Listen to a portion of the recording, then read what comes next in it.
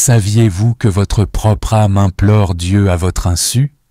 Après cette imploration secrète de l'âme à travers l'invocation du nom divin Ya Fata, celle-ci engage une nouvelle supplication en se tournant vers un autre nom sublime d'Allah, Ar-Razak. Dans cet appel empreint de ferveur, l'âme implore son Seigneur en utilisant le nombre sacré du monde terrestre, soit 21 fois. Elle élève ensuite son invocation en répétant 21 fois le nom divin Ya Razak, adressant cette prière en faveur de l'organisme humain qui lui sert d'hôte. Elle s'exprime ainsi devant son Seigneur. Ô toi, Ar-Razak, celui qui pourvoit et accorde sans limite. Par la lumière de ton nom et l'immensité de tes bienfaits, je t'implore d'accorder la richesse et l'abondance à l'organisme de l'être humain qui m'héberge, afin qu'il puisse disposer des ressources nécessaires à sa subsistance. Permets-lui de puiser dans cette abondance l'énergie et la vitalité indispensables pour être actif dans ton adoration, et pour m'accompagner, moi l'âme, dans ma quête de ta miséricorde et de ton agrément. L'aspect le plus remarquable de cette prière secrète réside dans le fait que l'être humain, bien que bénéficiaire de cette intercession céleste, peut ne pas en être conscient. Car observe bien ce laps de temps fugace, cet instant précieux, situé entre la prière de Fajr et les préparatifs de Salat as-Subh. Dans ce court intervalle, l'âme, logée en ton être, se connecte avec son Seigneur et sollicite pour ton propre organisme une faveur inestimable. Cette âme, dans son intercession secrète, invoque le nom divin Al-Fata, qu'elle récite 19 fois, afin de solliciter pour l'être humain une ouverture spirituelle en matière de lumière, Nouraniya. Car lorsque l'homme bénéficie de cette illumination divine, l'âme trouve un environnement favorable, dans lequel elle ne diffuse que des énergies positives. Mais son invocation ne s'arrête pas là. Elle poursuit sa supplique en s'adressant au nom sublime d'Allah, Ar-Razak, 21 fois, implorant encore en faveur de l'être humain. À travers cet appel, l'âme demande à Allah de lui accorder une abondance bienfaisante, un afflux de subsistance destiné à nourrir son organisme, afin que celui-ci demeure énergique et actif. Ainsi, il pourra pleinement accompagner l'âme dans l'adoration de Dieu. Ainsi, chaque âme, indépendamment de la condition spirituelle de son hôte, a la faculté d'implorer ses prières sublimes en invoquant ces deux noms divins entre la Salat al-Fajr et la Salat as-Subh.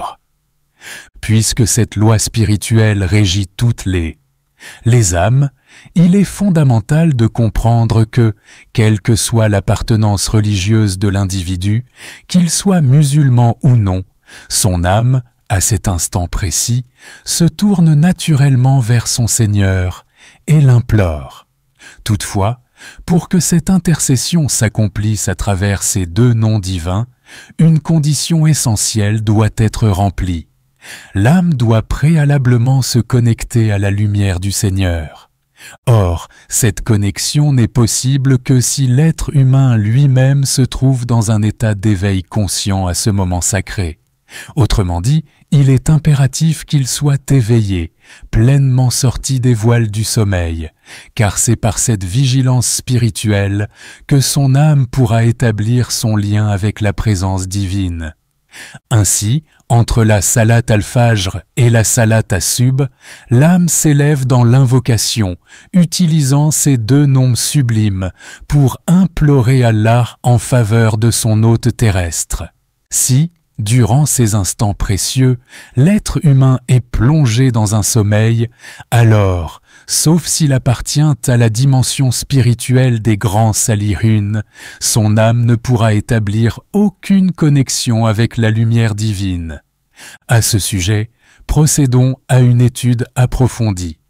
C'est précisément pour cette raison que les sages ont toujours enseigné que celui qui s'abandonne au sommeil durant la période du phage ne peut échapper qu'à l'une de ces deux conséquences inéluctables. Soit sa subsistance sera restreinte et donc limitée dans ses ressources terrestres, soit, s'il jouit de l'abondance, il en sera néanmoins dépourvu de toute bénédiction, baraka. Maintenant, si la privation d'abondance est aisément compréhensible, beaucoup peinent à saisir ce que signifie l'abondance dénuée de grâce. Or, pour mieux l'appréhender, il faut savoir que l'on peut être riche, disposer de vastes ressources. Mais si cette richesse est dépourvue de baraka, alors elle demeure instable et périssable. En effet, toute entreprise initiée à partir d'une telle fortune est vouée à l'échec à plus ou moins brève échéance. Les projets s'effondrent, les investissements se dissipent, et toute œuvre fondée sur cette opulence finit par sombrer dans la ruine. Telle est la réalité d'une abondance dénuée de grâce. Ce que l'individu acquiert ne prospère que pour un laps de temps éphémère, et ses descendants ne pourront jamais en hériter durablement. C'est pourquoi, face à cette science mystique, les sages, après l'avoir contemplée à travers leur vision intérieure, l'ont formellement énoncée sous forme d'un enseignement universel.